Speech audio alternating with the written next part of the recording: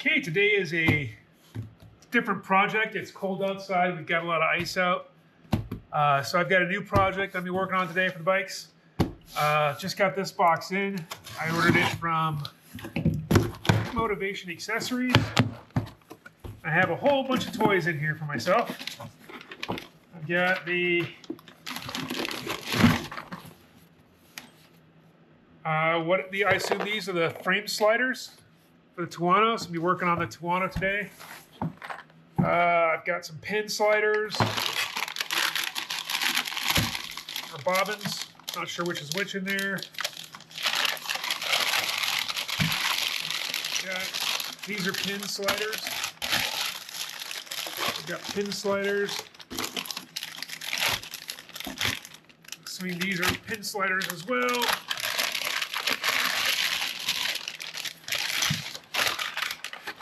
Pin sliders. So all Evotech stuff. I just like the way they look, and it seems that people are pretty happy with them overall. I'm gonna say Motivation did a pretty good job packing these in here. Boy, that was noisy. Sorry about that. Get rid of all the packing. Assuming these are the frame sliders. Today's project is going to be bobbins. I've got social engagements today with the wife. Yep, so these are bobbins. So my intent is to put the bobbins on today so I can get the bike up off the ground. In horizontal or vertical, not horizontal. Horizontal is bad for a bike. So that's the goal for today, is to start putting some parts on. I have a very limited time before the required social engagements. So today we'll be putting the bobbins on the back of the bike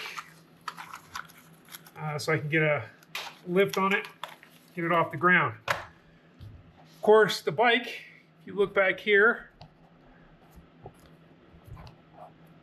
the Tuono is behind the Goldwing. So I've got to get the Tuono over here where I can work on it. So step one here is going to be the disaster of moving everything around the garage, which is just not very entertaining to do, but it's required. So wish me luck.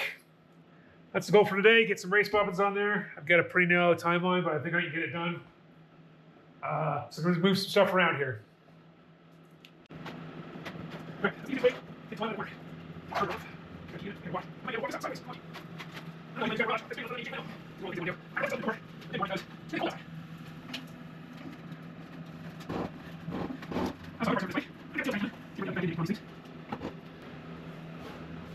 All right, so the bike's now over here where I can work on it. That's actually one of the reasons I want to do this whole project is I want to be able to get this bike up vertical on a set of dynamotos or one of those that I can slide it around the garage. Because I'm getting too many bikes, and I actually want, I'm looking at another bike maybe by the end of summer. My brother's got a KTM that needs an engine rebuild, so I might drag that in here and do it over the winter. Also thinking about getting a Harley Iron 883 donor bike and doing a Hammer 1275 swap on it and turning it into kind of either a, I don't know yet.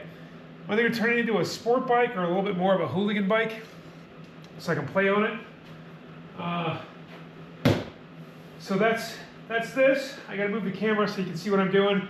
This is really not hard. These look like they're gonna take me literally a few minutes to put on, probably longer on the intro piece than to actually do it. So, got my box of parts here. I'm gonna move the camera so you can see down here and see what I'm doing. Down at the back of the bike, these guys go on right here, like this. Of course, the Evotech swag goes on the outside. There's a little sleeve that goes on the inside, so toward the inside of the bike. And you're just gonna run this through here and screw it in. So this is really not hard at all. Given where it's located, I'm gonna throw some blue Loctite on there. I'm assuming that this is gonna be subject to some vibration. So just a touch of Loctite, I think is a good idea. Oops. Said a touch and then I blooped it on there. So, again, Evotech name out. You put the bushing on the inside. There's a piece here, a little narrow piece and a long piece. So just kind of push that in there. And we're going to run this in. This shouldn't take a monster amount of torque, especially with the Loctite in there. It's going to hold it in place. It's a 5mm hex. So we're just going to run this down like this. And then we're going to tighten it up.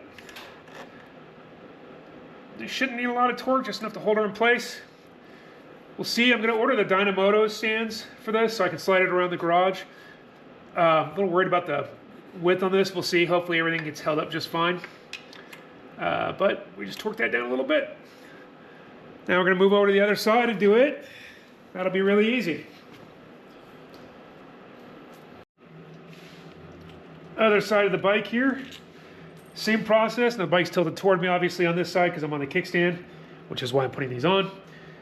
So it's going to go right here. We put the Evotech label out. We slide our sleeve in. We're going to put just a bit, try to put just a bit of Loctite on here. Just enough to keep it from vibrating out. And I got just a bit on this time. Slide that through the sleeve. And we're going to crank it down. I have a whole bunch of Evotech stuff here to put on. They seem well rated. I'm a little worried about these just from the width. We'll see. Hopefully this will fit a regular stand. All right. So we just run that in there and then tighten it up. Don't have to go hokey on this because we're just popping this on for stiffness, and the Loctite is what's going to keep it from vibrating out. So blue Loctite, not red. Red, I think, would be a pain in the ass to get off with a hex key. And that's it. The bobbins are on, and I can go be a social butterfly somewhere, I think. All right. Talk to you later. Okay, so I'm going to go ahead and put these in today. These are the rear sliders for my Tuono. The part number from Evotech is PRN 015260. That is for the 660 factory Aprilia. Pretty sure these are a little more generic than that.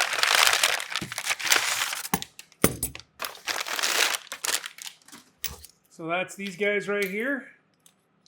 It's pretty straightforward. You've got two nuts with anti-vibration already in them, so in theory I don't need any thread lock. I will probably put some anti-seize in there though. That seems like a good idea.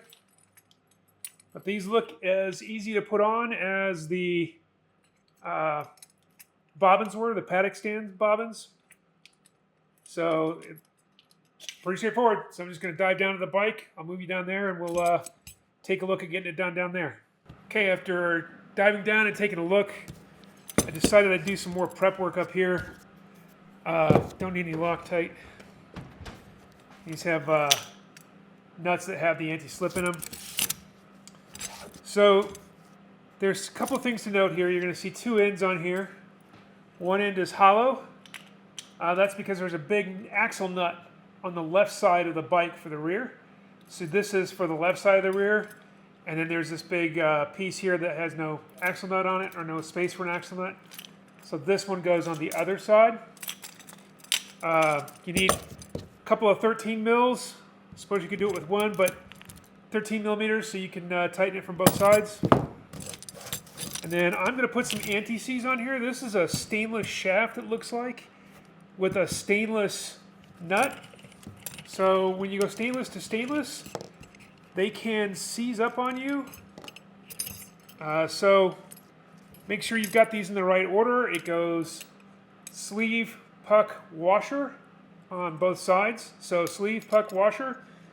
And we're just going to put a bit of anti-seize on here.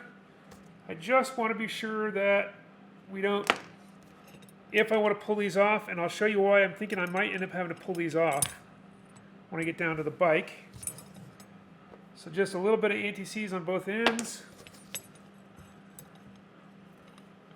They shouldn't allow the nut to vibrate off. I'll check it every few rides just to make sure nothing's moving on me. I can't find any torque specs for these. So I don't know what the torque is on it. I looked on Evotech site.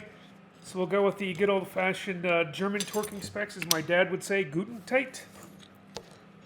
All right, so that's it. You need a couple 13 mils. I put anti-seize on here because I'm a little paranoid if I want to pull these off. I'm going to go down to the bike and show you where this goes and why I'm putting anti-seize on here. So we're at the back of the bike here. You see I've got the spindle down here. It just goes right through the axle right here. You can see all the way through that axle. Hopefully you can see that. So you can see all the way through the axle. It's going to come out on this side over here. Again, it's going to come out right here. So we're just going to feed it all the way through the axle. The reason I put anti-seize on here, let me put the camera down for a second and show you what I'm thinking. If I feed this spindle through like this, all the way through, this sits right in front of this bobbin, and I'm really concerned that I'm not going to have enough space there. So I want anti-seize on here in case, I don't know, I get out and it seizes up and I need to actually pull this off so that it's functional.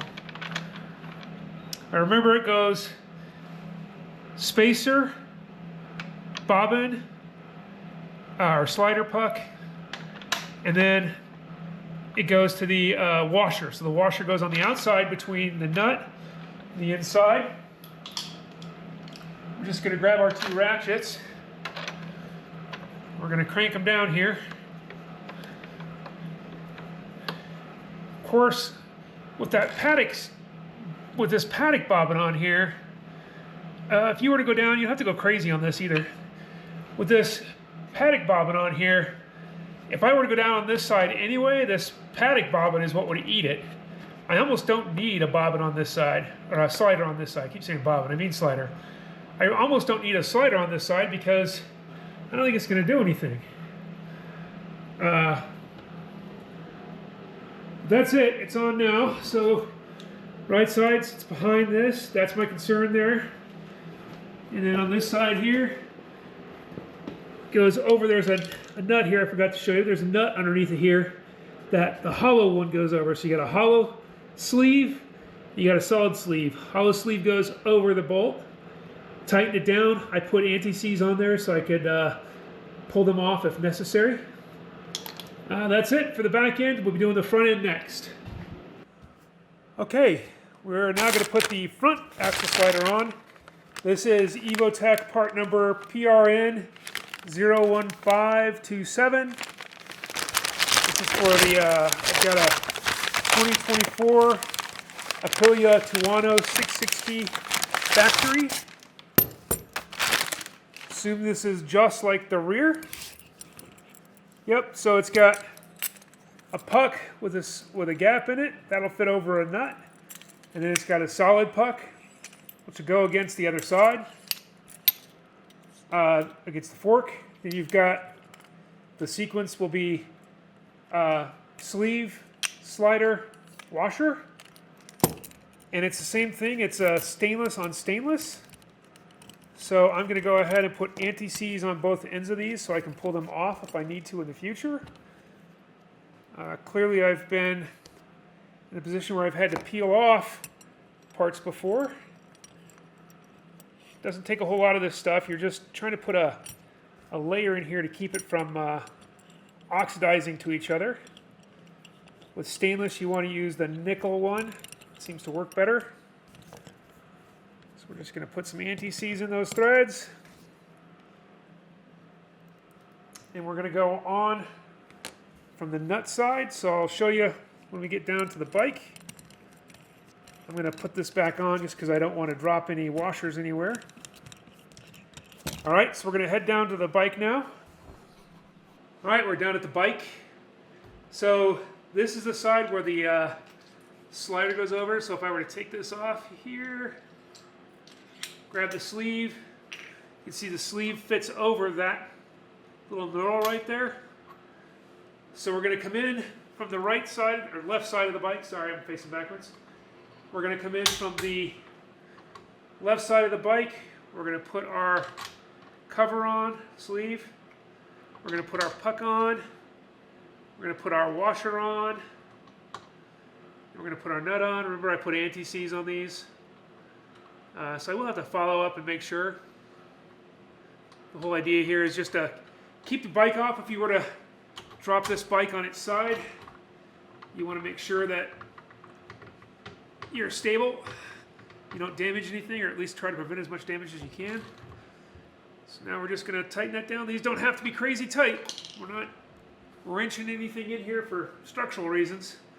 And that's pretty much it. So now these are on. I've got the rear sliders on. I've got the pucks on. And I've got the fronts on. So the last thing I want to do is put on the frame sliders. I got to see how that's going to work out. So I don't know if I'll get that done today or not. But we'll see.